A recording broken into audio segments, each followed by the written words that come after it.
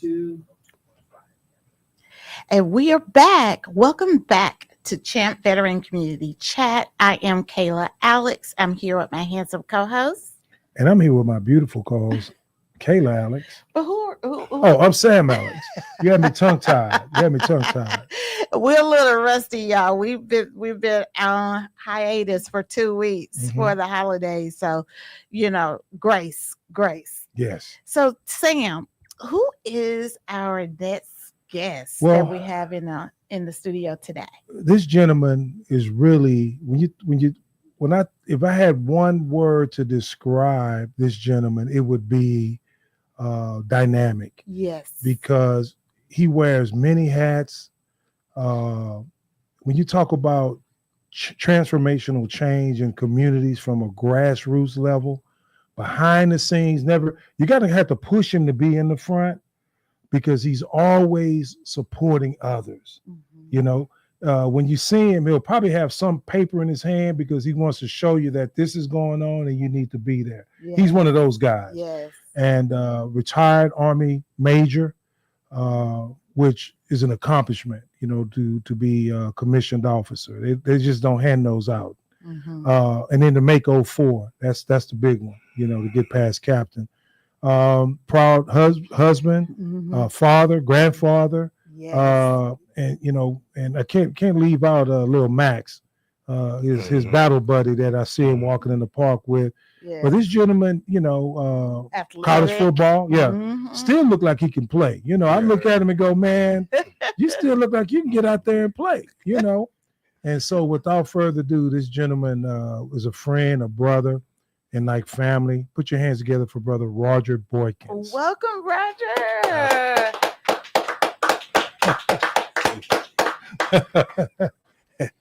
Did I pay you for that? No, you didn't, man. Just your friendship and your brotherhood. That's all the pay I know. It's easy to talk about someone in high regard when they are actually doing the work. It's easy to talk about it. So it's good. So we wanted to share and give you your roses, but you have so much to offer our community of listeners. So we wanted to bring you on. One of the things that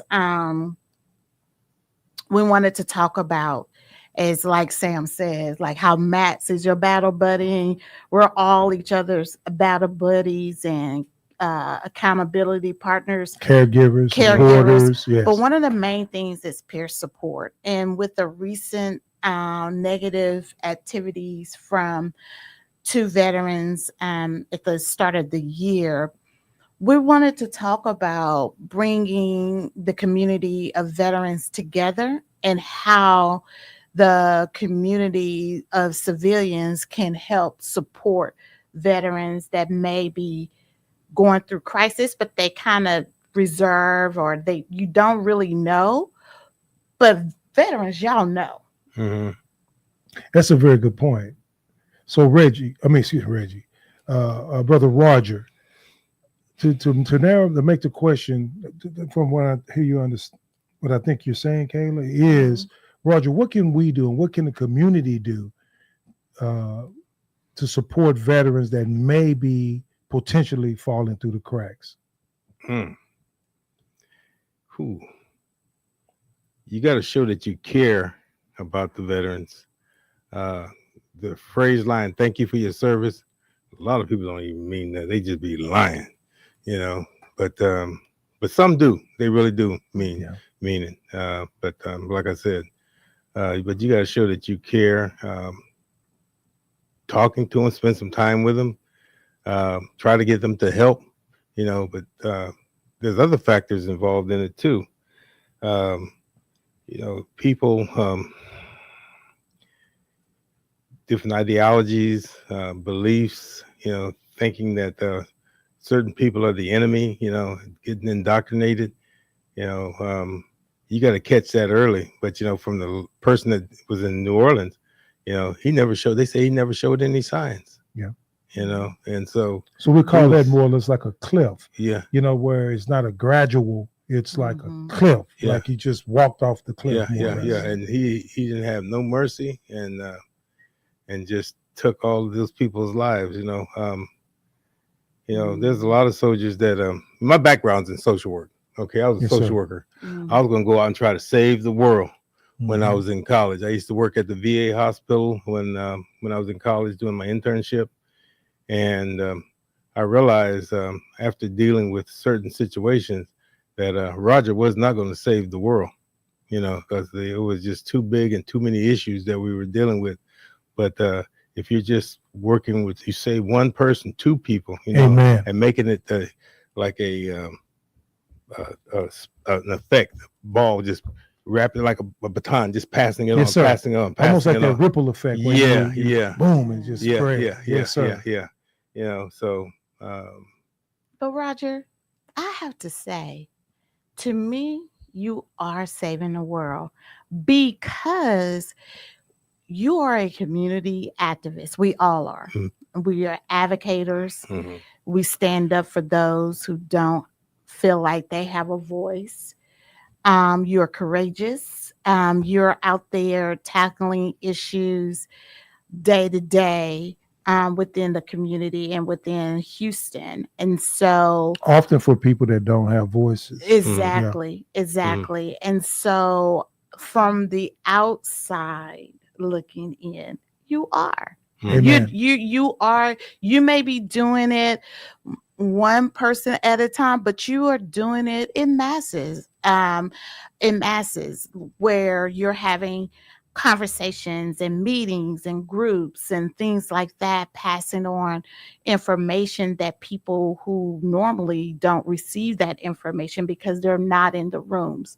And mhm, so oftentimes I see people who have a that can make impact, and they are in an affluent position within a community, and sometimes they just pull the ladder up and don't reach back. But mhm, you are different. You, Yes, I agree. Sam, you're different, I and received that. I try to be that. And so we're all change agents mhm, in this room. So I see that in you. You are a change agent. You are saving the world.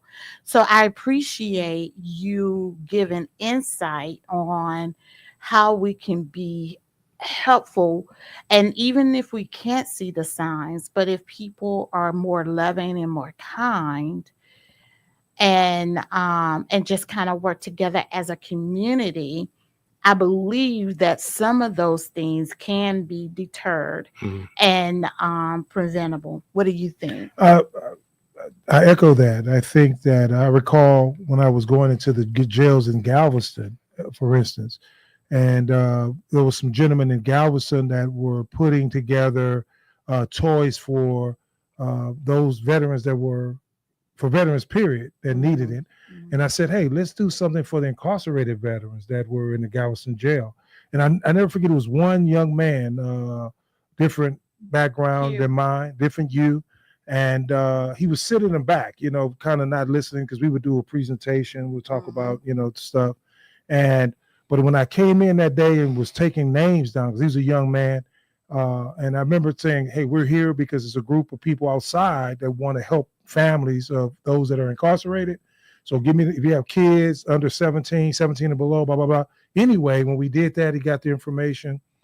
The next week, he was on the front row. You've heard the story before. Yeah. And so oftentimes, to your point, if we can reach out and see, because I think oftentimes there are factors that contribute to that cliff effect, so to speak, and it could be financial, it could be family. That's why the calls in the morning for the men's call and for women's call. Those are great spaces to share and hear feedback from others. That way we can reduce the likelihood of veterans falling through the cracks. So we're going to go to break, and we're going to, Roger, can you stay with us for one more group?